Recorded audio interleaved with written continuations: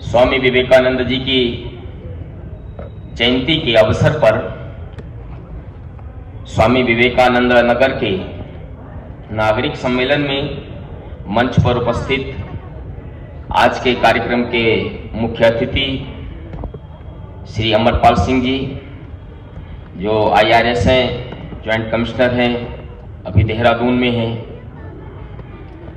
आज के कार्यक्रम के अध्यक्ष डॉक्टर कुशल पाल जी,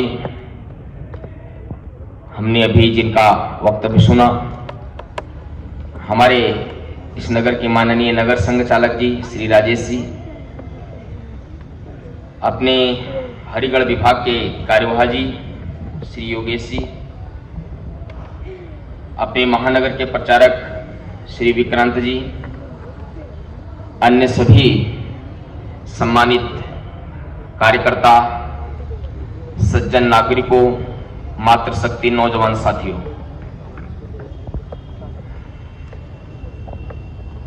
25 दिसंबर का समय जीवन में क्या करना है,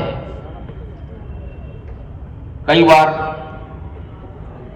ऐसा प्रश्न हमसे लोग, प्रकृति, हमारा अंतर्मन पूछता है।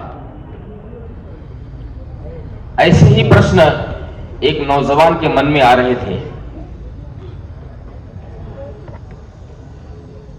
एक चौराहे पे खड़ा वो नौजवान सोचता था कि मैं जीवन में किस दिशा में जाऊं, क्या करना है मुझको। एक तरफ फर्ज, एक तरफ सांसारिक जीवन की सुख सुविधाएं और अच्छी पढ़ाई लिखाई करने के बाद 1884 में वेस्टर्न फिलोसफी से स्नातक करने के बाद ऐसी दुविधा से घिरा हुआ वो नौजवान कन्याकुमारी में एक समुद्र में छलांग लगा देता है और 3 दिन समुद्र के बीच की शिला पर बैठकर ध्यान करता है। प्रकृति क्या आवाज देना चाहती है हमको, हमारा अंतर्मन हमसे क्या कहना चाहता है। समाज की अपनी अलग अलग परिभाषाएं हैं। समाज अपनी सोच से, तत्कालीन परिस्थिति से तुमको जीवन में कुछ करने के लिए प्रेरित करता है, लेकिन हम किसके लिए बने हैं, हम कैसे हैं, हम किधर जा रहे हैं, ये स्वयं सोचना पड़ता है। साथ में प्रकृति कुछ साथ देती है और हमारे शुभ संकल्पों का जो ज्वार होता है वो एक मार्ग बनाता है। स्वामी विवेकानंद जी ने भी 3 दिन उस शिला पे बैठने के बाद उन्होंने विचार किया, अब मुझको देश धर्म समाज के लिए काम करना है। उनका प्रसिद्ध वाक्य, उत्तिष्ठ जागृत प्राप्य वरान्नि बोधत, उठो जागो और लक्ष्य तक पहुंचने से पहले कहीं मत रुको। और हम सब देखते हैं, जिस हिंदुस्तान को लोग गरीबों का देश है, दकियानुसी करने वालों का देश है, अंधविश्वास में रहने वालों का देश है, काला जादू दिखाने वालों का देश है, भारत के सन्यासी, भारत के भगवा, भारत के साहित्य, भारत की विरासत, भारत की विचारधारा, इसका मजाक करते थे। भारत की गरीबी, इसके बारे में बताते थे। 1893 में 11 सितंबर के दिन एक युवा सन्यासी इस हिंदुस्तान की जमीन पर खेलते हुए और जो भी कष्ट इस मातृभूमि के लिए, इस विरासत के लिए मिलेगा, उन सारों कष्टों को सहते हुए वो शिकागो पहुंचे और उन्होंने पूरी दुनिया को बताया कि हिंदुस्तान कैसा देश है, हिंदुस्तान के नौजवान की ताकत कैसी है, हिंदुस्तान का विचार कैसा है, हिंदुस्तान की विरासत क्या है, हिंदुस्तान का साहित्य क्या है, हिंदुस्तान का सन्यासी कैसा होता है। ये स्वामी विवेकानंद जी ने पूरी दुनिया को बताया। पूरी दुनिया के लाखों लाख लोग, युवक युवतियां उनके विचारों से प्रभावित हुए, प्रभावित ही नहीं हुए, हिंदुस्तान के अंदर भारत मां की सेवा के लिए आए, अपना पूरा जीवन राष्ट्र समाज धर्म के लिए समर्पित कर दिया। हजारों लाखों नौजवानों को प्रेरणा देने वाले, हजारों लाखों नौजवानों को दिशा देने वाले ऐसे स्वामी विवेकानंद थे। हम जिन साहित्यकारों को पढ़ते हैं, उन सारे साहित्यकारों ने लिखना तब शुरू किया जब गीता का ज्ञान का प्रवाह उनको मिला। ठीक है, उसको परिभाषित उस समय के साहित्य ने, लोगों ने अलग प्रकार से किया। स्वामी विवेकानंद जी से मैक्स मुलर जैसे बड़े साहित्यकार प्रभावित हुए। स्वामी विवेकानंद से अमेरिका का सबसे बड़ा व्यक्ति प्रभावित हुआ। वो आके स्वामी विवेकानंद के पास मिलने के लिए बैठा। स्वामी विवेकानंद नीचे बैठ के कुछ पढ़ रहे थे, उनका ध्यान किताब में था। तो एक सज्जन थे जो अमेरिका के सबसे धनी आदमियों को लेके आए। उन्होंने कहा कि महाराज जी, ये अमेरिका के बहुत बड़े धनवान व्यक्ति हैं, फिर भी विवेकानंद जी का ध्यान अपने साहित्य पे था, पढ़ाई पे था। बाकी महाराज जी बिल्कुल ध्यान ही नहीं दे रहे।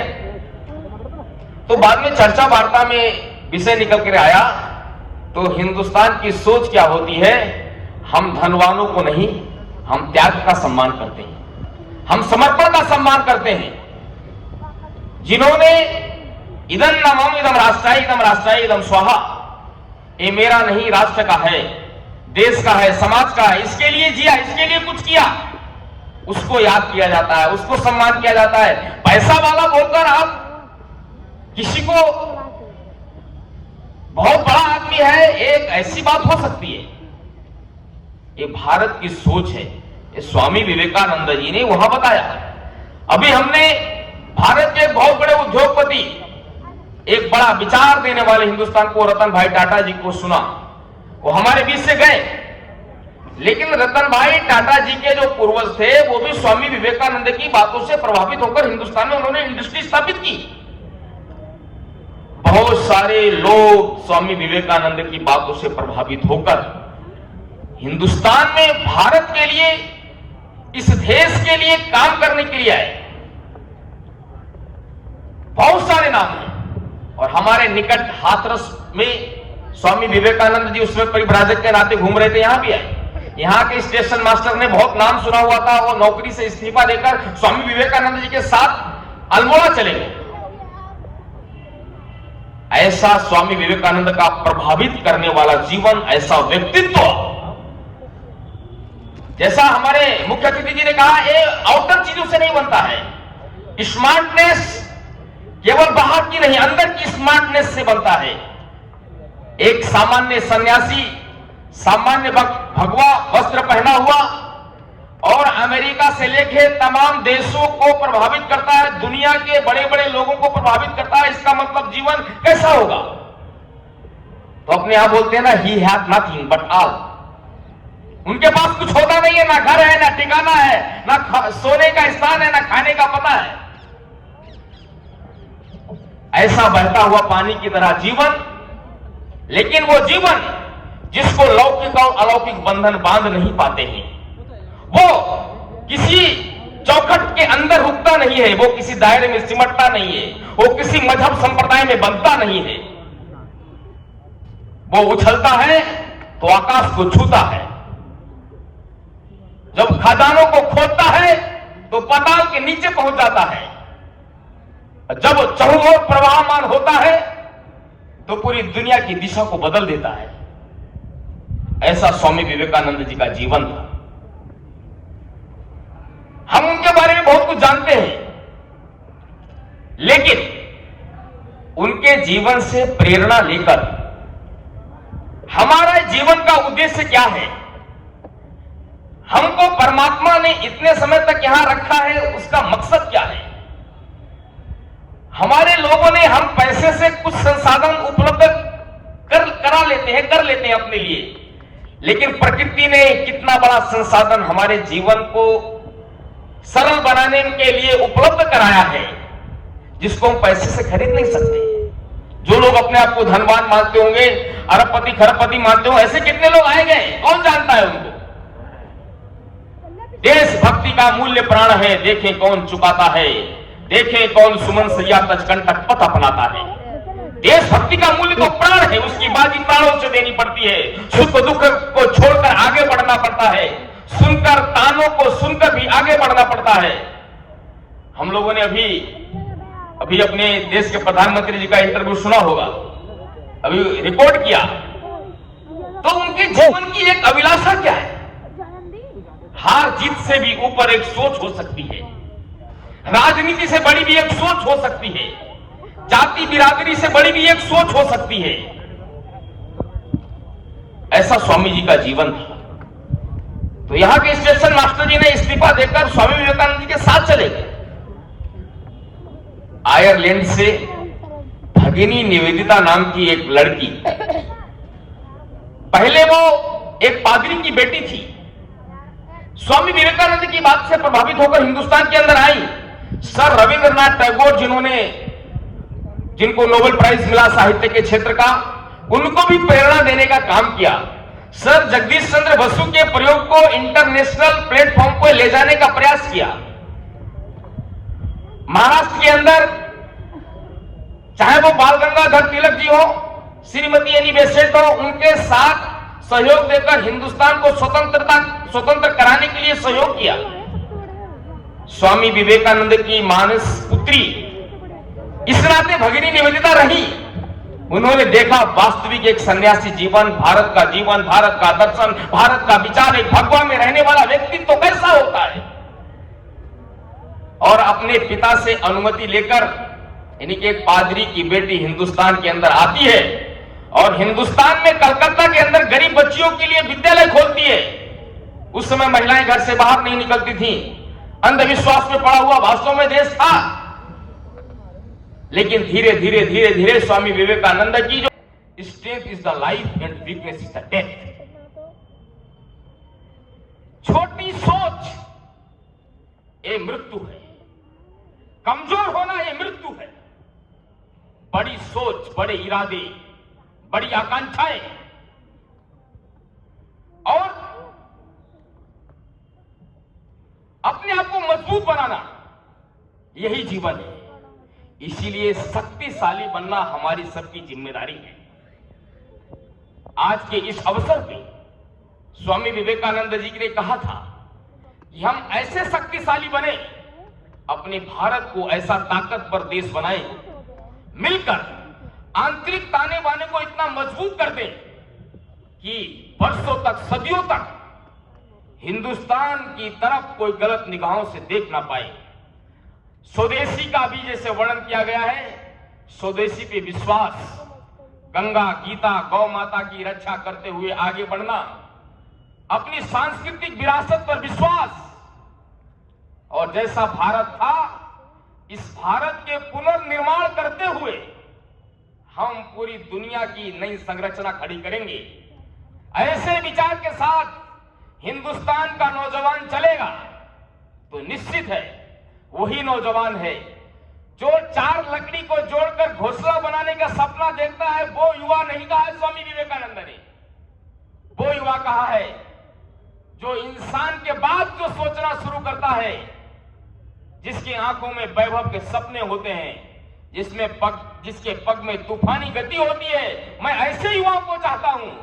इसीलिए अभी बता रहे थे, स्वामी विवेकानंद ने कहा था मेरे को 100 नौजवान चाहिए, मैं भारत ही नहीं पूरी दुनिया का नक्शा बदल सकता हूं। I want a man with capital M. सामान्य सपने वाले लोगों को मैं लोग नहीं मानता हूं। ईट ड्रिंक भी मेरी, खाओ पियो और मौज करो, केवल अपने लिए जिंदगी जीने वालों को मैं इंसान नहीं मानता हूं। जो अपने के साथ साथ राष्ट्र के लिए, समाज के लिए जीता है, गुनगुनाता है, तेरी मिट्टी में मिल जावा, गुल बन के मैं खिल जावा, इतनी है दिल की आरजू। जिंदगी लंबी नहीं, जिंदगी बड़ी बनाएंगे, वो ऐसा सोचता है, ऐसा नौजवान।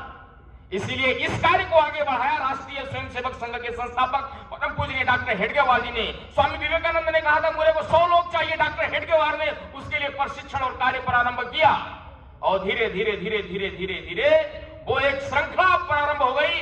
आज देश और दुनिया में एक विचार का प्रवाह, भारत मां की जय जयकार हम देख रहे हैं। तो स्वामी विवेकानंद की वही आवाज थी, वही अंतर्मन की आवाज थी, वही बात थी, वही सपना था। भारत मां को मैं फिर से विश्व गुरु के उच्च सिंहासन पर देख रहा हूं। ये सपना था, वो सपना फिर से दिख रहा है। हम सभी नौजवान माताएं बहनें, मेरे छोटे छोटे भाई बैठे हैं, बड़े बुजुर्ग बैठे हैं, सबसे यही कहना है, हमारी गति रुके नहीं। हम किसी भ्रम में ना रहे, हम किसी संदेह में ना रहे, हम किसी की बात में ना आए, हम स्वार्थ में ना जाए, हम जाति पात में ना बटे। एक विचार करके भारत के ताने बाने को इतना मजबूत बना दे, ये हिंदुस्तान थोड़ा कदम पीछे है और हमारी सबकी ताकत जागृत हो गई। हमको भी भगवान ने कुछ करने के लिए यहाँ पे पैदा किया है। अगर ये मन में भाव आ गया तो निश्चित है इस भारत को आगे बढ़ने से कोई रोक नहीं सकता है। इसीलिए मेरा नौजवान साथियों से कहना है, किसी शायर ने लिखा है, हमको ये धरा प्रश्न ना करे, ऐसा मत कर कोरी चादर अधिक रंगीली हो जाए, रोदे दास कबीरा पूरी चादर गीली हो जाए, लाल कलम के कोस कसे तो आफताब लिख जाएगा, खून फेंक दे आसमान पर इंकलाब लिख जाएगा। अगर हम नहीं देश के काम आए, धरा क्या कहेगी, गगन क्या कहेगा। आइए स्वामी विवेकानंद का स्मरण करते हुए, जिनके ओजस्वी वचनों से गूंज उठा था विश्व गगन, वही प्रेरणा पुंज हमारे स्वामी पूज्य विवेकानंद। आइए आज 12 जनवरी विश्व युवा दिवस स्वामी विवेकानंद जयंती के अवसर पे हम भी अपने जीवन का एक संकल्प तय करें, उस शुभ संकल्प के साथ आगे बढ़े और हमारे विचार, हमारी ताकत, हमारी क्षमता, इससे पूरी दुनिया भारत मां के चरणों में नतमस्तक होने के लिए मजबूर हो जाए, पूरी दुनिया को जिंदगी जीने का नया रास्ता मिले। भारत माता की जय।